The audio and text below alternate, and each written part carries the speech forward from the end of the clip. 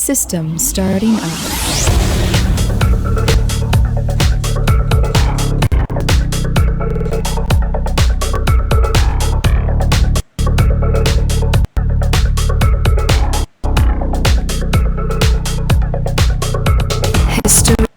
Deleted. Yes. Welcome. Technical defects. Yeah, that's the name of the show. Glad you guys are joining us out there. We are beyond excited. I know. I don't have the expression excited, but that's because I'm tired and I've been chasing after two and a half year old all weekend. So that's a hoot. You've got myself. Oh, don't worry. Joe's here. I know you guys are sitting there going, Joe, where's he at? Well, he's over here with our guest. That's right. We are going to bring him in right now. As soon as my computer cooperates. Really? There we go. Ladies and gentlemen. This is the professionalism that you expect from us. You expect a completely amateur show, and us to not know what we're doing. So that works out beautifully. I hear him cackling. I hear it. He's coming. We're running the intro again. I thought it was that cool. That is an awesome intro. Now, we have Steve with Joe, and we're going to introduce him in a minute. Now, Steve, this is what you come to expect. History deleted. From, System shutting. Couple of guys that are pretending to know what we're doing. There we go. We're in. We made it. Steve, what's going on, man? Hey, guys, how are you? Thanks for having me. Oh, anytime. We're actually happy to have you. I'm trying to see how many things I can completely screw up and butcher before the end of this interview. That's pretty much what we're going for right now. So you're on the same I am. Exactly. Joe, how you doing over there, brother? Awesome. I'm really excited about this. I mean, he has my dream job, playing with toys all day. Well, I do that anyways, but I don't get paid for it, you know? That's nice art. We'll get away with that. Ryan, you gotta turn this microphone up, man. Oh, he's up. You're both on the same input, my man. You're both on the same input. Okay. So you sound a little low, and we don't want to be trampling all over what he's saying. So, I have every intention. I have every intention to trample over both the entire show. So I'll tell you what, Steve. From Rogue Toys, and you can also catch him as the main point of reference for anything toy related over on History Channel's Pawn Stars. And he's basically kicking ass taking names. And I believe this weekend you were over. What was the event you were at this weekend with the Avengers and all that? Or in Vegas, there's a exhibit called Avenger Station, and it's a exhibit that you go through that basically highlights the Avengers and gives you an opportunity to see lots of cool movie-style props, do a history, and basically like you're being recruited for an agent for S.H.I.E.L.D. They have a nice retail area, and they have a really cool meeting space. And once a month, we do a toy swap and sale outside of the months when it's really hot, which June, July, August usually are. Which is why we looked for a location indoors. And so it was nice to be able to do that. And so yesterday we hosted a special edition toy swap and sale at Avenger Station in Treasure Island. And it was sponsored by the amazing Las Vegas Comic-Con, which comes up in a couple weeks for us here. And we gave away a Stan Lee autograph and a 3-day pass and Kevin Eastman autographs and cool other stuff, free artwork, and had a bunch of vendors and opportunity for people to come down to another just pop culture related event in Las Vegas. Nice. Yeah, I saw some actual video from your Facebook page, and the whole thing was interactive. It looked really cool. They had the monitors set up, and did you see any of that, Ryan? I saw a little bit. What I want to know is which Avenger did you sign up, Steve? My wife says that I have the Hulk in me because I have this Hulk side. Our staff will, on occasion, be like, Steve's about to Hulk up, and they'll put it in a group message that we have on Facebook, and kind of give everybody the pre-warning that I'm about to turn green and get a little angry. Does your whole staff scatter at that point? They're pretty combative. No, to be honest with you, to tuck and hide, it seems like they get real busy real quick usually. I could imagine that. Steve's coming, make it look like you're doing something. Yeah, it's usually like that. So, but no, yeah, it was a really neat event. It's something that's really cool to be able to do. And in Las Vegas, because the last 5 or 6 years in Las Vegas, the pop culture scene's really changed, and we've started to get really cool events, really like awesome opportunities for different things that happen. Like even Avenger Station, like 8 months ago, had this like special kind of private quiet Stan Lee meet and greet, and they only had 50 people that could go to the meet and greet. It was a really, really neat, like really like privatized event, and just things like that I think are kind of opening Las Vegas to become more of a hub of pop culture. Whereas for the longest time, it's always been about gaming. It's always been about our industry, which at the end of the day is cash money. And it's cool to see that like the culture is coming to Las Vegas, and that's happening because of the success that you've started to see events throughout the United States, let alone how much the growth of the West Coast has been. When you think of like Salt Lake City's Comic-Con, and how Arizona's Comic-Con just had a huge turnout. You're starting to see these conventions that are doing well, and Las Vegas is a great spot for something like that. It's easy to travel in and out of. You're also seeing at the same time a lot of things such as Wizard World, traveling conventions where they're kind of taking a hold of that pop culture and taking it to areas where they won't normally see, and they don't get access to those kind of events. Right, exactly. That's another really cool aspect. I mean, the Avenger such yourself traveling around, things like that. Now, here's a question I have for you. Now, with this pop culture boom, and since we're seeing this, and I'm seeing a lot of it too. As you can see from behind me, I'm a collector myself. I used to be a dealer at one point. And every first taste is free. Oh, wait, I'm not a toy dealer. But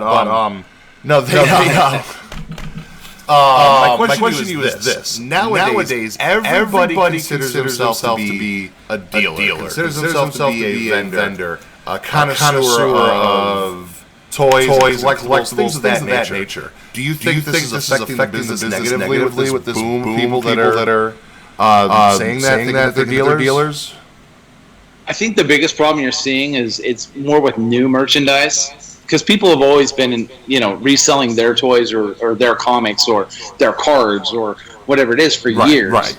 But when it comes to the new product, I think it's really started to like water the market down a little bit. Okay. And it's like a double-edged sword. Like for us, like to be completely candid, I love like the Marvel Legends, the 6 Black Series line, right? Like those are fantastic. And I hate carrying them as a retailer. Because you get stuck with figures that nobody wants and the rest of them are hard to find. It's that, but it's not just the fact of that. It's, you're in Cleveland, and for some reason your Walmart got the one-off case of whatever new Marvel toys that come out. So now all of a sudden, everybody in every city thinks that they're coming out in their city because so-and-so has them for sale because this guy happened to walk across one in a store it just hit. Whereas you go back 10 years ago, and it wasn't as easy for people to be able to sell their stuff. And, this Facebook marketplace and these Facebook groups have started to create that to where it's an instantaneous thing. I mean, I remember talking to a vendor last year at San Diego Comic-Con, and he's like, if you didn't post your exclusives up as soon as you got out of the line, you missed the opportunity to maximize your dollars. I have to interrupt for one moment, if I may, please. You forgot to put the feed in Roku Rocks. Oh, did I? Okay. Wow. Went through. I went to another group, but it is on YouTube. The full thing is on YouTube. Facebook group, but you're supposed to be in Roku Rocks also. Here we go. Let me see. Steve, you're going to walk away from this, shaking your head, going, what the hell was I just doing? No, I've had some pretty interesting experiences, especially when it comes to the day and age where there's a variety of different opportunities and ways to reach a a group, and I've seen some people that have had some interesting concepts and kind of sat back and gone, I'm not really sure what you're doing here. So I think you guys are all right. Oh, good. I appreciate that. When we first started doing this, we actually broadcasted to 4 or 5 groups at the same time, and then we started doing it in one group and then pulling from there and YouTube. But I think he actually got us live on Roku Rocks now, because I know there were quite a few people expecting us there. Hi, Roku Rocks. How you guys doing? Thanks for checking in, guys. Yeah. We were having really good conversation. We were just talking about the impact of dealers on the marketplace and things like that. And Steve was talking about some of the lines. Well, I'll tell you what. Why don't you give a brief synopsis of where we're going with that, with the legends and whatnot. Just basically at this point, like some of these new toys, the way they're distributed and the way they're coming out, you're just starting to find that it becomes available in one area of the marketplace, and they get it the week early or whatever. And I could give you a really good example, but it was the Black Series Star Wars. We were literally like one of the first places that received their cases of the Revens. We were out of Revens in 30 minutes. And it happened because we had it first, and it's, but if you're not first, and not to quote the Ricky Bobby, if you're not first, you're last, I think, but it's kind of true, and that's where it's kind of fallen to, is that you've got these guys that stumble upon or come across the specific, item or whatever it might be, and then all of a sudden, everybody thinks it's available in the market. I can tell you, like Marvel Legends especially, like we will get call after call after call. As soon as a picture... Hey, buddy. Hi. Hey, buddy. How are you? This is what we love about it. We love the candid. Like, that's the one great about our show. It happens to us. It does. But, so anyways, what happens is, as soon as someone from the Philippines or wherever they pull one off the line and throw it up on eBay for $200 or whatever price they put on it, all of a sudden we start getting phone call after phone call after phone call. Do you have these in stock yet? They're out. It's like, calm down. This race to being first is probably the thing, I think, from the reseller standpoint, that people just don't understand, and probably the most frustrating thing when you're a retailer, and I've been doing this for 22 years, and when you get to that point of everybody has an opportunity to sell it, everybody is now, as you put it, the dealer. Even though they're not, because they stumbled across that one group of things and got lucky. Once they became lucky, they, so I think that's the frustrating part of it. I actually think it's kind of good for the marketplace for people to see how much of something really is out there. Because if you get to thinking about it, like, how often do you see Centurions come up? I see them quite a bit, but I'm also in the direction to find them. But the average person isn't going to see them. Right. So you can really start to judge some of these property lines that there was a lot lesser of stuff made than we probably realized or got distributed, because, either, for us on the West Coast, like some of those shows like that, Silverhawks, like they showed before we got out of school. So there wasn't a lot of interest for them there. So they're harder to find, And so it's an opportunity to be able to find, like you said, as a specific collector of something like Centurions, to be able to find them. It's gotten a little easier for you to be able to find stuff, whereas 10 years ago, good luck. Yeah, I mean, if you look over my shoulder, that shoulder, you see the massive Thunderhawk sitting over there. And again, I wouldn't have that if it wasn't for the ease of access via the internet. Yeah. In reference to the Marvel Legends thing that you were talking about, I actually saw that happen. I believe it was with Black Panther. You found it online. Everybody had to be the first one to have the Black Panther line. And it was just ridiculous. I saw people paying ridiculous amounts of money for it. But now I have them in my store for, I think they're like $26. I'm literally that. I'm that budget collector where I'm the guy that stores like when they drop it a couple bucks, they need to get it out of there. I'll come in and be like, I wanted this one. I'll take it. But so how did you how did you start? Did you start just small? Did you automatically jump into it with both feet? How did you start the toy business? Well, it's kind of funny. So I've been, buying and selling for 22 years. Along that time period, I had a career as a DJ as well. And as a DJ, you have a lot of free time in some aspects. Work nights, and you're usually getting up, getting off work about the time that most people would be getting up. So from a toy collector standpoint, that's actually kind of perfect timing back. You're talking going back to 96, 97, where, we would be chasing the Hot Wheels and starting lineups and Spawn figures and Power of the Force, Star Wars, that stuff.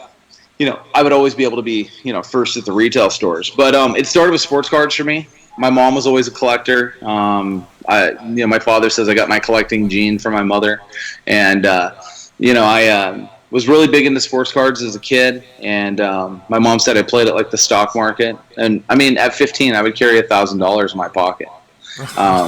It was just from sports cards. Yeah. And so I've always bought and sold toys on the side. It's always been kind of a thing. And 6 years ago, my wife and I were having a discussion on where I was going with my career as far as a DJ, and I kind of expressed that I was about done. Yeah. And she kind of encouraged, hey, let's kick this up a notch. What do you think? And I said, yeah, let's take a look at it. One day I was at home, and we had a warehouse that we had stuff in, but I had probably 150 Lego sets I was processing, including like a UCS Millennium Falcon and some other thing.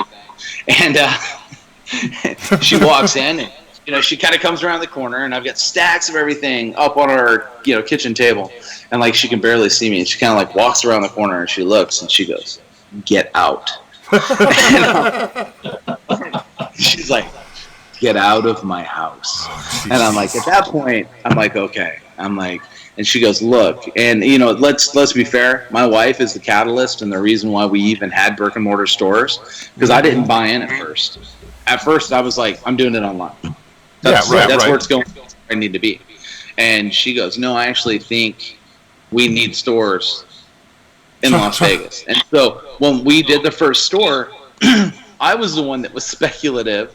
She was the one that was all in on it, and I was the one sitting here going, well, I'll use it as a glorified, display case, And at that point, she's, she proved me wrong. We do over 94% of our sales in store. Nice. Even though we have our own online presence, we don't use many of the auction sites. We don't put a lot of our stuff out that way. We have our RogueToys.com website that we do sell stuff at, and then from there, most of the store sales are in store, which is great because it was a nice surprise and something that I didn't expect at the time. But that was 4 years ago when we opened the downtown Las Vegas Boulevard store, which is located just diagonal to Pawn Stars. Right. We're actually just on the other corner from them, and we opened that location, and then it kind of spread like wildfire, where it was just like kind of outgrew the first location. It was either expansion or a second location. We opted for second location. Second location became the Portland, Oregon store as the third store, and then we opened a Henderson store as the fourth store. So in 4 years, we did open the 4 stores, and have been kicking and moving since, and just had the 1 year anniversary of the Henderson store. So very nice. Congratulations on that. Absolutely. Well, now. Just so you know, we kind of took very similar but different paths. I was walking around with that kind of money in my pocket at that age. That was because I was DJing in strip clubs. But I kept doing DJing and eventually moved on. And instead of going into I took a shot with the toy business. It didn't work out for me. I was smart enough to realize that this isn't gonna go where I want with it. I love doing it. So I moved on, and I decided to become a corporate drone, which is Honestly, not the worst thing ever. No, I actually work for a great company. So, and I'm not just saying that because my bosses or anything are watching. But let's parlay this. Let's segue this into one of the big things that's happened for you. Now, with you being on Pawn Stars, this a lot of this due to the phrase location. Or how did that all start up for you?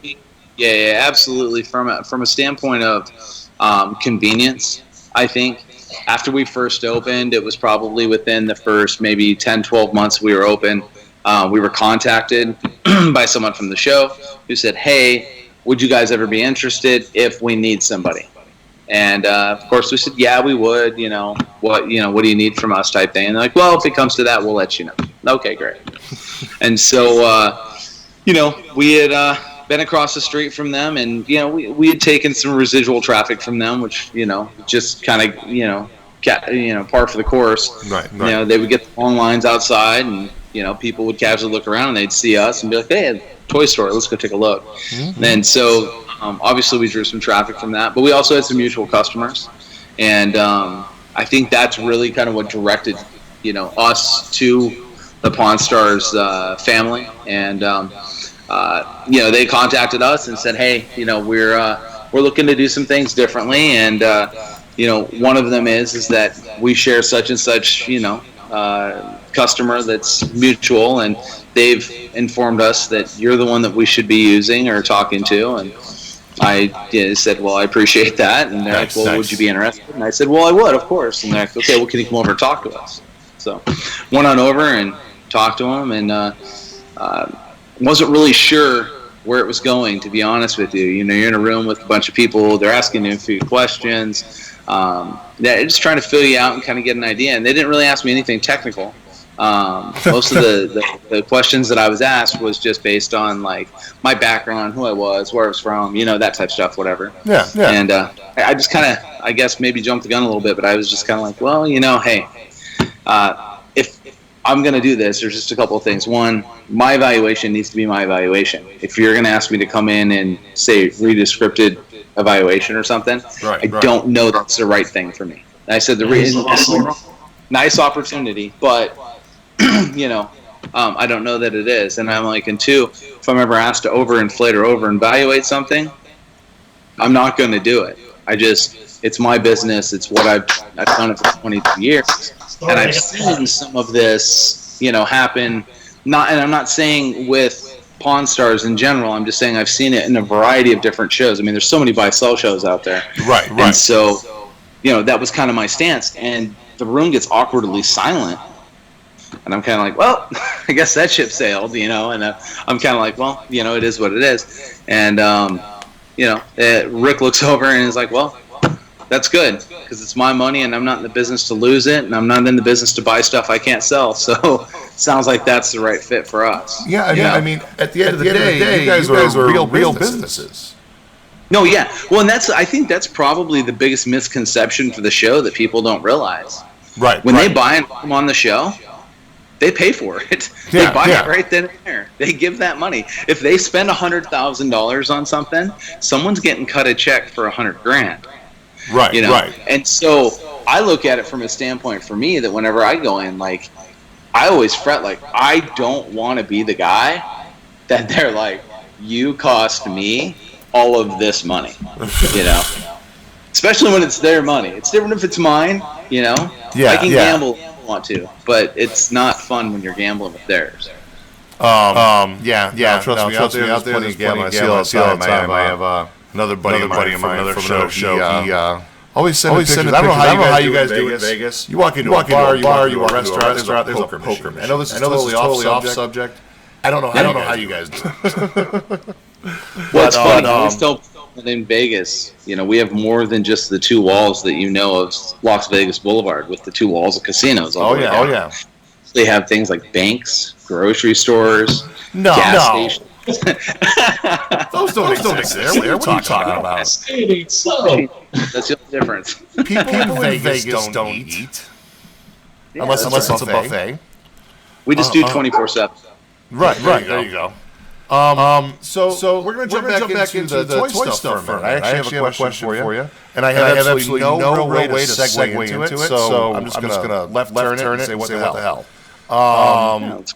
What is your rail item you have not yet obtained? It's funny because for me to sit there and say that, like, I've checked some of those things off recently. And it's going to be funny to talk about a few of these things because some of them aren't the most obscure. Some of them aren't the hardest to find. Some of them just happen to be those items that, for whatever reason, like for some reason, no matter what, for as long as I've been doing this, complete my pet monsters. Impossible to find. Impossible to find in good condition. Like they never happen, right? So, you know, I'm up in our Portland store. This was a little over a year ago. We had gotten contacted for a collection to go look at. Go take a look at this collection, and it's completely not related to the My Pet Monster. And I'm talking to the lady, and I look over in the corner, and I see a little silver paw hanging out of the top of the box. Were you able to see the cuffs on it, or just the paw? Just the tip of the hand. And I'm like, what's that? Is that for sale? And she's like, oh yeah, that was stuff I was going to donate. I didn't think you'd be interested in it. And I'm like, well, can I take a look? So we pop the box top open on it. There's one My Pet Monster. She had the with the cuffs, no tears in the hands, really, really nice condition. And I'm sitting there and like, I grabbed this thing and I kid you not, it's like my poker face was horrible with it at this point because I'm like, I have to have this, you know? She's like, why? I'm like, because this avoids me like the plague. Like, I have to have this toy, you know? And so, turns out we pull it out of the box and she's got a second one underneath it. And I'm like, here they are avoiding me forever. And now we hit, right? So, two of the same. Now they had My Pet Monster was a full series too, wasn't it? They had like six characters. Yeah. Her story was she had 2 kids. Each kid got the same thing. Okay, so, and that's kind of what we were doing. We were over there looking at Transformers and stuff. Because in the Pacific Northwest, we sell a ton of Transformers. Okay. Like, we carry more Transformers in the Portland store than we do at all 3 Las Vegas locations. Really? Yeah, that's just how the market is up there, and so we've made it a focus to service our customers, you know. Right. So we've done that. But yeah, so, you know, as funny as that is, not the most expensive toy, not the most valuable, not something that is the rarest thing in the world. They just happen to be really hard to find in good condition, and for some reason have always avoided me. Now, you know, recently we were offered a rocket firing prototype Boba Fett. When you talk with that, like things you want to see and things you want to, you know, yeah, of course. I see Joe's face like, what? I'm over here like, I've seen it. I was like, huh? You know, I'm at our Henderson store and I'm doing some stuff in the back, and my manager from the Las Vegas Boulevard store calls me and he goes, there's a guy here with an AFA Fett. I'm like, okay. And he's like, it's a rocket firing Fett. I'm like, a prototype? And he's like, yeah. I'm like, and what is he doing? Well, he wants to sell it to us. I'm like, what? So I ran down and I talked to him, and ultimately we didn't end up buying it, but we ended up helping him find a home for it. Nice. Cool. You know, yeah, it's a pretty big price tag on that. Yeah. That's an expensive toy that seems to just continue to climb, and even though there's a few of them available out there, you know, that are out in collections, but so being able to see and touch and you know, feel the extreme between those two, you know, at the end of the day though, the My Pet Monster gave me more like instant personal joy, right, because of what that toy was in my childhood, how hard they are to find, especially in good condition. Like that stuff, I think that like kind of misses when you were talking earlier about like people that resell and stuff. A lot of those guys, they never connected with it. They don't understand that, you know, that's why that stuff is hard to find, or, you know, what it is about them that really makes them unique. And they kind of miss those things because they're kind of focused on that, you know, be first, aspect or whatever it is. So that's a couple of examples. Scratch the Cat's another one that's really rare, and another one that kind of avoids me for some reason. Like every time I have a deal for one, something falls through. It just doesn't matter. And then another one that would just kind of say was crossed off the board is we just got in a Dick Tracy the Blank figure carded. Okay. And it's another one. I actually think that might be the rarest 90s toy. You think so? Speculated only 3,000 of them produced. Yeah. Of that, how many really got distributed? Wasn't popular line at the time. Still really not that popular line, to be honest with you. Itself is, but that particular toy, just you start looking at it. How often do you see them come up? Yeah. And there were Canadian exclusives to that on top of it. But those type things, I think, are kind of those. So when you say Grail, like it'd be easy for me to say, oh well, the double telescoping Darth Vader that we've had, or this or that. That stuff, you can always say. I mean, I could sit here and go on and on and on. For some reason, we keep getting complete USS flags. I don't know why, but we keep coming across them. Where the hell are you putting them? Now, Exactly. for those that don't know, the USS flag is an absurdly large G.I. Joe playset. 7 feet? 7.5 feet long. It's the largest playset produced. The Barbie Dreamhouse is number 2, and then Eternia playset's 3. Well, where does the shuttle playset G.I. Joe go in? The space shuttle with the launch pad? If you go box... Oh, box wide. Ridiculous. Because that's about the size of a small refrigerator. But as far as that playset, it falls in that top 10. Yeah. The top 10. The Hive playset's another really, really big one. Mm-hmm. Obviously, the Castle Grayskull from the Snake Mountain was about the same size too. Well, no, the Classics collection. The re-release from Maddie? Yeah, that castle, even though it's not scaled correctly, it's massive still. You could sit in it, so it's kind of gives you an idea how big it is. I mean, those play sets, they're funny because, the flag was one that my parents would never let me have. I had a terror drum. I didn't get a flag. Right. Always the excuse, you don't have room for it. Where are you going to put it? Exactly. Oh, I'll find a place. Yeah, we'll figure that out. Don't worry about that, Joe. We got this. Water in the bathtub. It'll fit there. Mom, we got the flag. Let's get the pool out back. Come on, chop. Exactly. It's funny to me that when I talk to these, collectors that like, oh yeah, my parents bought one for me and one for my brother. Like, where were they? Are you rich? Where did you sleep? On them? We stored them in the butler's room. Yeah. But we've been lucky on stuff like that. Like loose vinyl cape Jawas, for some reason. Okay. We've been lucky enough to come across a nice continuous run of those, and every few months it seems like we have one in store. You know what's absolute ridiculous? I'm sorry to cut you off. Star Wars. The price on the figure. I was actually really shocked. I don't remember the figure's name, but basically the guy in Star Wars that pulls the lever for the Death Star to shoot the beam. He's standing there. There's two of them. Yeah, the Death Star gunner. Yeah, the gunner. I couldn't believe it. The price on that. I forgot what I sold it for. But I was taken aback when I learned that was that value. I'm like, Nobody cares. Why?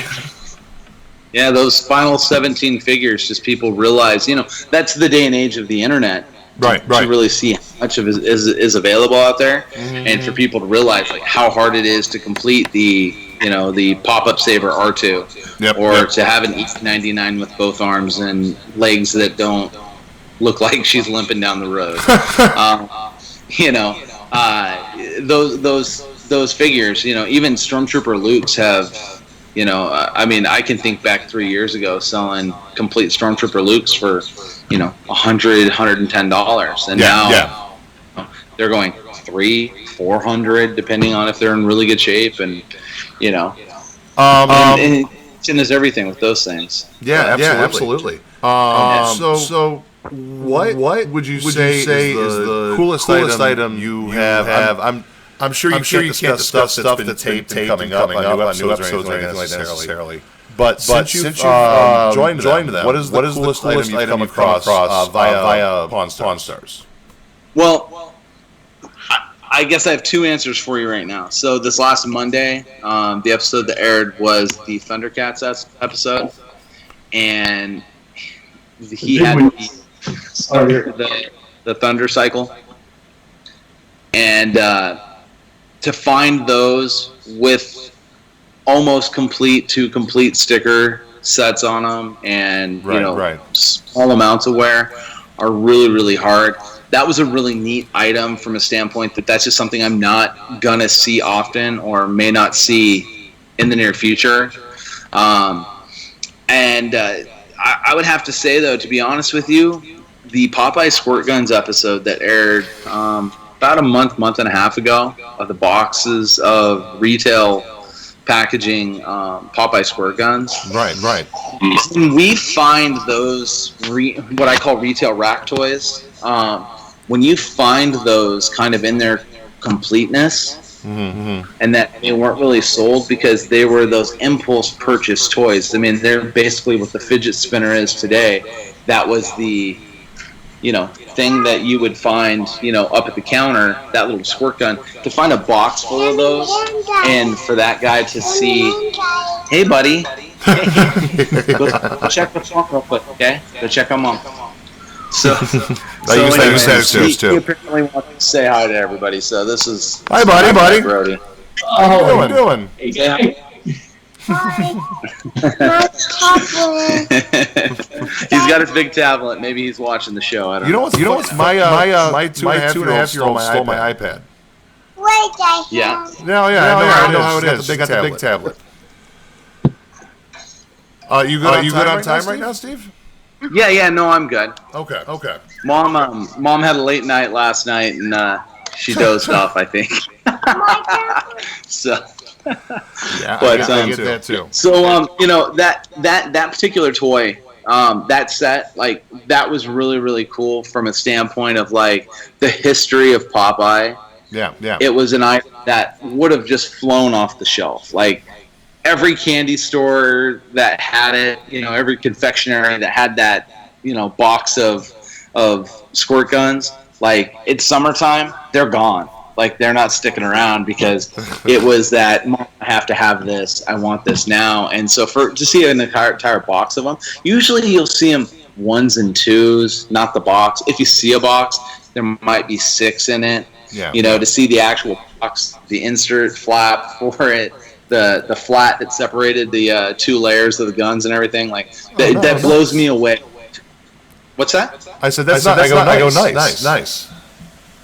And that's the stuff that, to me, that when we see those type of items come in, it blows my mind. Right. Where do you come up with these collections of, something I stole out of your backyard? I had a guy who contacted me from Cleveland and had a complete set of the first 9 Ara Joes carded, and then everything Empire Strikes Back carded. And when I asked him where he got them from, they all had the same price stickers on them. This one particular store down the street from him, his dad always bought him one to keep closed and one to keep sealed. And, here he was sitting with a complete set of 9 backs with explosions. Wow. Straight arms. And everything was mint. I'm sitting here like, the Snake Eyes out of the collection graded a 90. We graded it. It graded an AFA 90. Like, it just blows me away. Just blows me away when you see things like that. Like, that's insane. Told you that stuff's still out there. Oh yeah.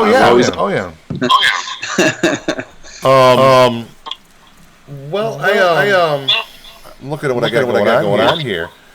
I guess I have another question that I again horrible segue into it. And but what about the whole process of filming Pawn Stars, coming and looking at these items? What aspect of it is taking you by surprise? I think the 2 biggest things are how little they use of our actual conversations. Okay. Which is funny because the segments are so informative, but there's so much more that goes into it, so much more that's said, so much more that not happens, but that is part of the dialogue of the actual conversation that doesn't air. And how they genuinely put it together. It's not like they change the cadence or the order of it, but just how they choose what makes it, what doesn't make it. Right. It's pretty interesting. Okay. Well, just so you know, this entire show is going to be chopped down to about a minute and a half. And we're going to have you saying that you run naked through the woods. So that's going to work out. So I haven't figured out anything on that, but we're going to do it. You don't edit on the fly?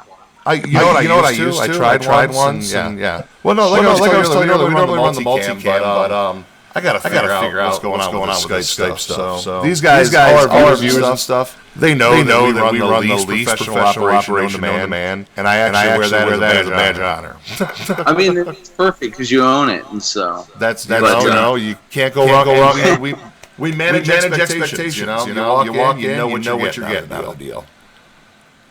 But yeah, I mean, that probably catches you off guard a little bit. As I can say this and honestly feel very confident in it, Rick Harrison is one of the smartest people I've ever met in my life. Really? No. That dude just knows what he's talking about. Yeah. In my business, research is king. Your research and knowing, because it's impossible. I can sit here and tell you, you can't know everything. It's impossible. I can't sit there, you as a specific collector, collect a specific line. You're going to be able to tell me things about what you collect, and I'm going to learn something from it. Mm-hmm. This guy, when he's talking about books, history, war artifacts, stuff like that, he knows his stuff. And it's impressive, and and then on top of it, and he got a little involved in some politics, during the presidential campaigns and stuff. But what was really interesting to me was that, like how book smart about decisions and things that are happening and why and so on. Like, it's a really interesting conversation. And if you ever have an opportunity just to kind of hear Rick talk, it's a really, really, really interesting listen to sit and just listen to the guy talk and let him kind of show you what he's passionate about. Yeah, it blew me away because I'll tell you, when I was first being called over there, I was kind of like, okay, these guys probably get, fed, spoon-fed all this information and and vice versa. It's quite the difference that, to see that, he knows as much as he does. It's really neat. Well, I mean, the one advantage you have in terms of what you do is you can actually keep a narrow focus. It's a broad genre, but you can narrow focus it, and he just tests everything. Like, I can't imagine how he does it. Well, I don't know. I tend to disagree with that because Steve has to do toys, games, video games, and I think you're doing comic books also, or no? I don't do that, but I do some of the pop culture memorabilia stuff. Yeah. So what they have me for is toys, games, and then pop culture memorabilia. And the memorabilia isn't the autographs. I'm not certified for autographs and stuff, but time period things and stuff, and that's important to know. And but what you're saying about Rick, it's totally true. The fact that I would say, if anything, it just happens to be that his spans so many more years. Right. Because most of our toys that we talk about, it's not often that you're talking about something that's, 1700s. I was watching this morning earlier today, and he had an item that was a rifle from the 1800s, and they were able to tell by the serial number on it that it was from the. It was like, whoa. And just so you know, my comparison to the two was not to take anything away from it, because there is a ridiculous amount of stuff that you need to know on that. I can't even do it, and I've been collecting for years, and I still can't even fathom it. And I learn new stuff every day. And Yeah. I explain that to them. And my staff, that's how I train them. Tell them, like, look, your collectors that come in that collect a specific focus, listen to what they have to say, because they're going to teach you something new each and every day that they come in and have a conversation with you.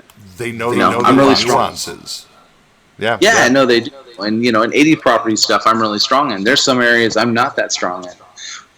Well, what we've done, we've tried to surround ourselves with people that do make us stronger, that, understand those focuses or whatever it is. But yeah, being able to talk to a collector, sit there and listen to a collector, especially someone who's really passionate about what they collect, that to me is where your, base of knowledge comes from. Right. This stuff, although it's in books, it's not in books. You know what I mean? Yeah, I know exactly. Yeah. Because I've known all these guys that have done guides, and how many times do you see a revision to a guide because this, and this got missed? And a guide's useless after a year anyways, typically. So. Except for the Belomos. Let's give Mark Belomo his credit. All right. His guides are incredible and very thorough. Right on. And you need Mark, do more. Okay. Mark, let's put it this way. Now you've got somebody else that's going to be looking at more of your guides. So. Well, I'll tell you what. We're actually coming towards the end of everything here. Joe, did you have anything you wanted to add in? I mean, hold on. I got to interrupt you. Pick your jaw up off the floor first. Put that back in place, and then go ahead. I'm totally intrigued by everything he's saying, and I don't even think Rick owns a TV, by the way. I think everything is books in his house, from what it seems. One question I had was, I saw videos and pictures at conventions that you were at, and I'm curious about the people that are there with you. Are they family, employees, friends? There was a young lady dressed in a Spider-Woman or a Spider-Man suit. Totally dig the Deadpool statue, by the way. That thing is awesome. Right. That's a big draw. Deadpool is probably the coolest guy in the store. So, family owned and operated business to start with. So myself and my wife Crystal, who was Spider-Woman, also. From time to time, she'll do some of the cosplay for us. She did the Wonder Woman. She even did. We did a May the 4th Be With You party, and she made her own Ewok girl costume. That was really cool. Nice.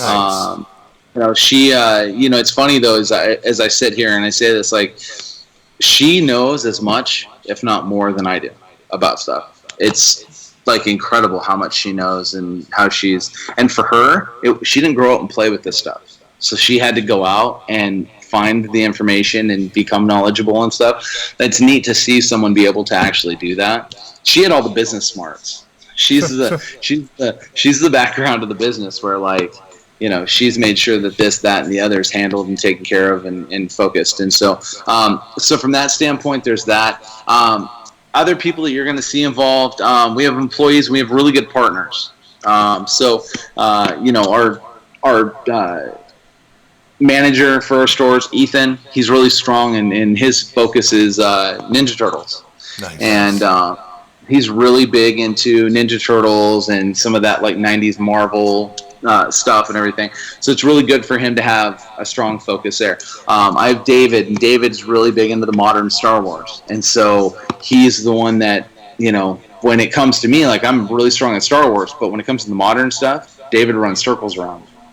And then, you go to a guy like AJ, who AJ is more about like the movie properties, the horror and, pop culture movies and stuff like that.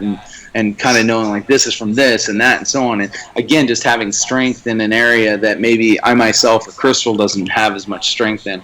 And then our Portland store is actually run by Brody, who you met, his godfather, Mike.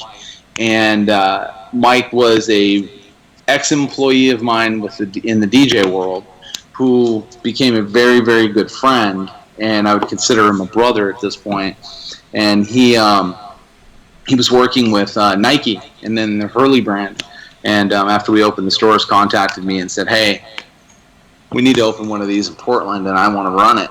I'm like, "But you've got a really good job with Hurley and Nike." And he said, "I know, but let's do something that's for us.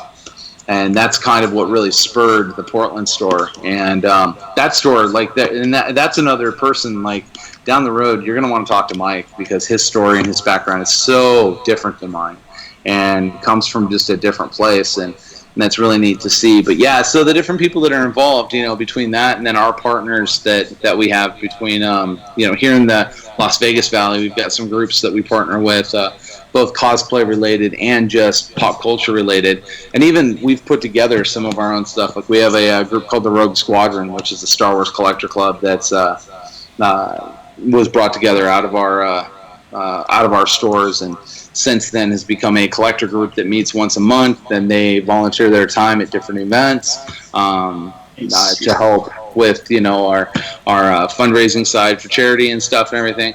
It's really neat. Like there's a lot of moving parts to what we do and the people that are involved, and it's great to see this community, as I was mentioning, like the pop culture community has really been growing. And so that's why when you're seeing pictures from our events and videos from our events and the people that are involved with the different things that we're doing, it's really great to see these people getting involved, because 5-6 years ago they didn't have it out here.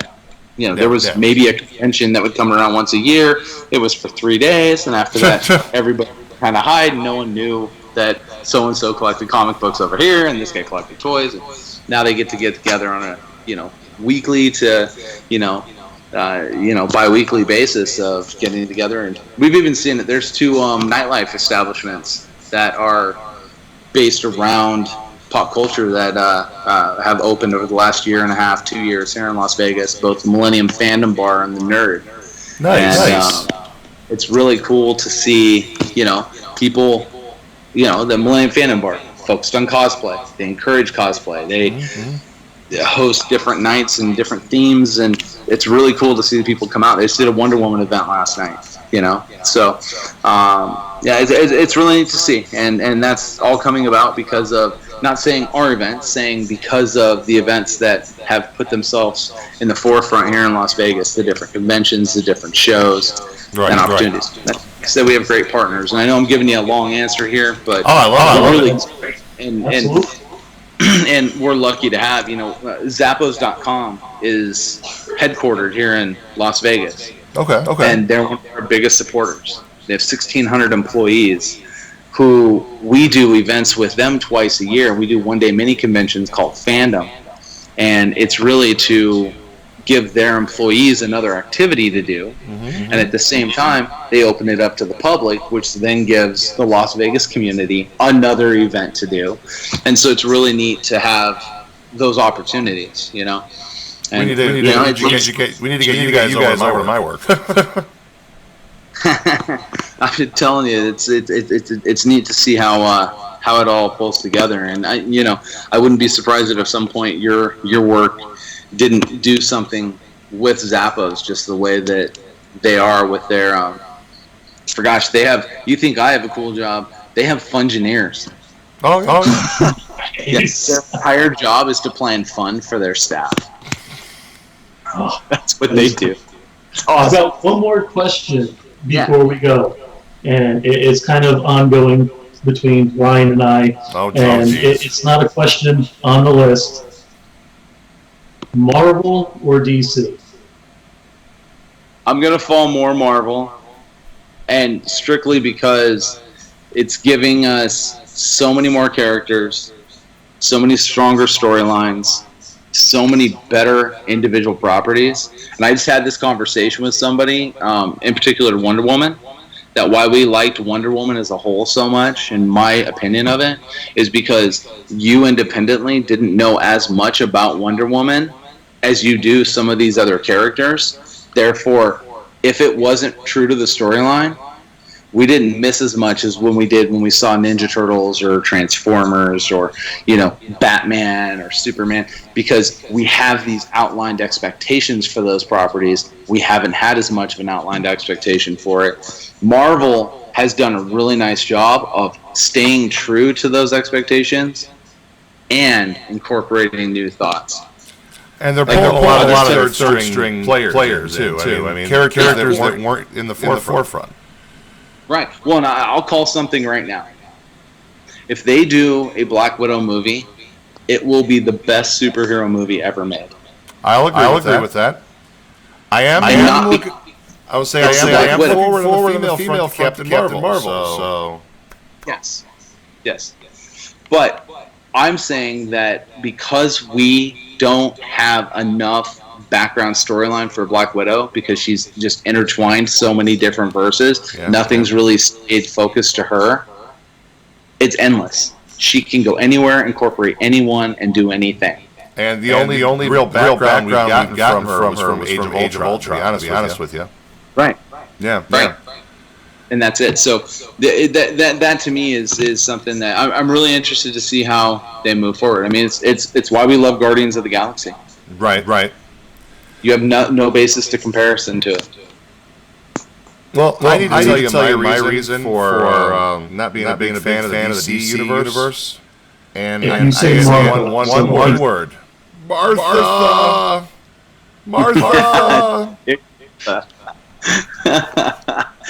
Yeah, she's not getting her own movie anytime soon. She might as well. I mean, she's sitting there. She brought Batman and Superman together. She should get her own movie. What the hell? Then we could all be friends. Martha. I will tell you though that DC, because although comics were my childhood, I'm not a comic book guy now. I don't read comic books. I don't read the storylines. I don't stay up on Captain America is now a bad guy. Like I don't follow step by step all the storylines. I get the synopsis, Right. But I will tell you that you've seen some of these properties that DC has done in the, let's say, like Gotham as an example, is one of those areas where, because they're able to give you something that you've never known, I feel like they do a really good job of presenting that.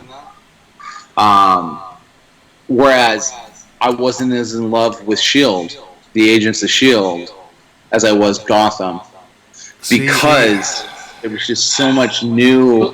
I agree with it. Gotham is like an Elseworld tale, and S.H.I.E.L.D., you kind of knew what was going to happen once a character was introduced. You knew already what they were going to become.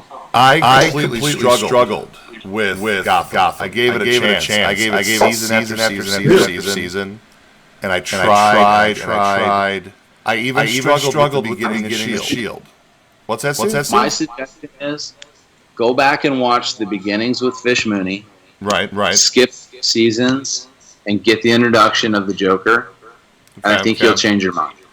See, I've seen all of that. I even caught when they hinted at the comedian, the one origin story. They hinted at that, and then they moved over, and they went another path, and it almost felt Killing Joke-esque. I don't like when they like jumbled in so many bad guys into one storyline. Right. But I understand the purpose behind it.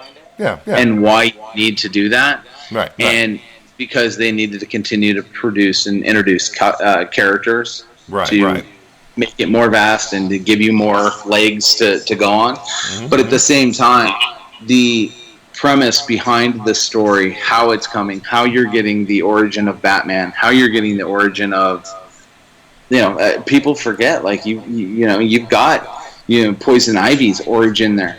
Yeah. She's an orphan girl that really? Yeah. It's a woman. Yeah. I'm not against it. I'm just struggling. I'm struggling with Riddler more than anything. But from what I understand, I guess he's coming into his own. I love Penguin. Penguin's been awesome. I have given it a fair share. I'll have to go back and take a look. But S.H.I.E.L.D. this year with Ghost Rider, the Robbie Reyes version, I was all in, man. It's still cool, but we have enough background to know if they jump off path with that. For a Robbie Reyes version isn't that well known, though. Well, yeah, but the problem is we have so many bases for comparison on Ghost Rider. It's hard for us as a pop culture community to look at one character, Batman as an example, and all of a sudden be like, okay, here's Darkest Night Batman, right? And to truly, like, if you brought that in a TV form, people would be like, what is this? You know what I'm saying? Yeah. So, that's where the problem falls. That's why, cinematically, like Ninja Turtles, I love the effects in the fight scenes and I hated the storylines, and I hated the rushed plots and that stuff and everything, because I had too much information going into it of how I think it should be. Were you at least happy to see Bebop, Rocksteady, and Krang on the screen?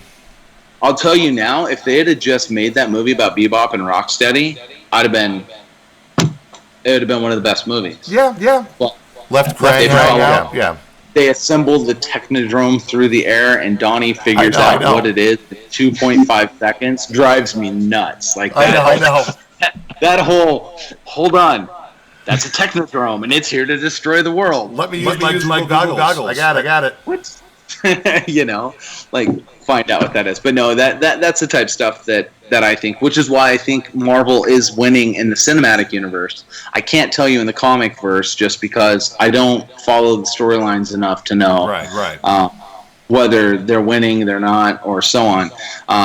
But from a standpoint of just character integration, staying true to storylines, giving us new and interesting concepts, and bringing us secondary characters to the forefront, Ant-Man, Guardians of the Galaxy, those type of, Iron Fist, Luke Cage, you getting those at Daredevil, even though he wasn't secondary, but you kind of understand where we're going. But he was street level. So yeah, is getting those is so that's my answer for you. I stick with Marvel purely based on the cinematic, contributions that they're having and how they're continuing to stay true to the storylines, which is allowing that purist person to be like, okay, they might have missed this little detail, but they got so much of this right, I'm okay with it. Right.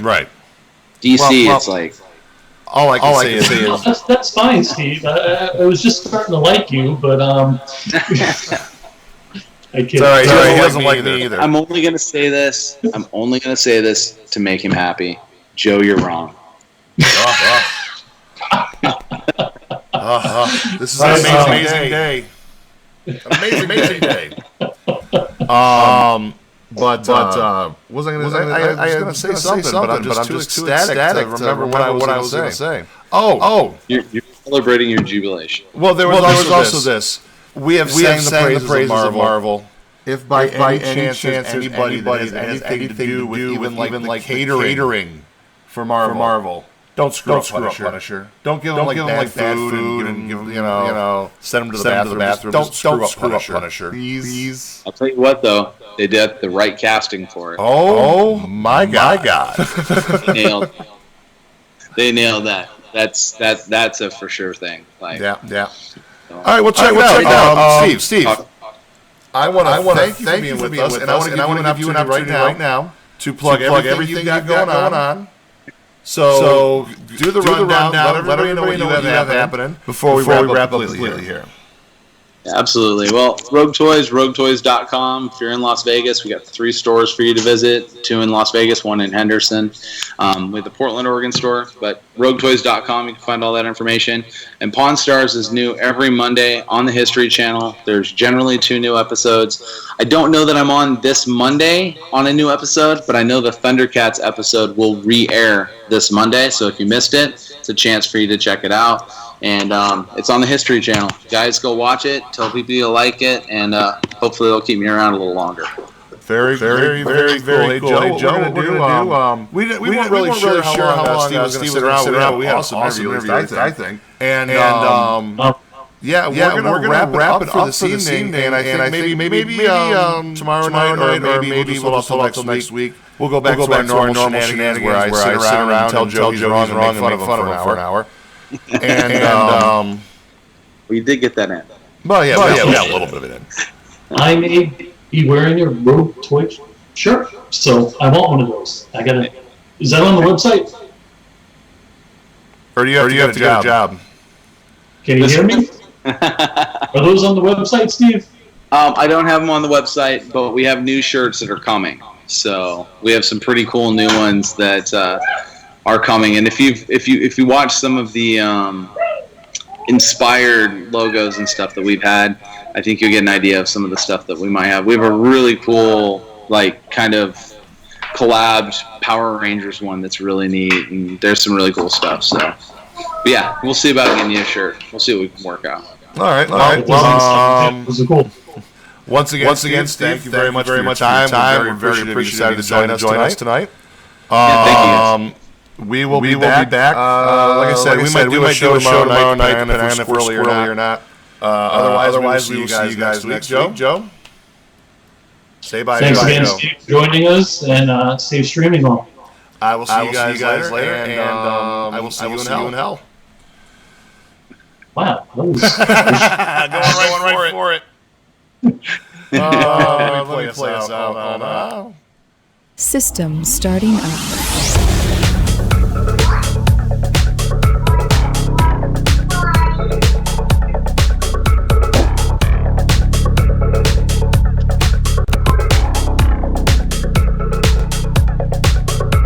History deleted.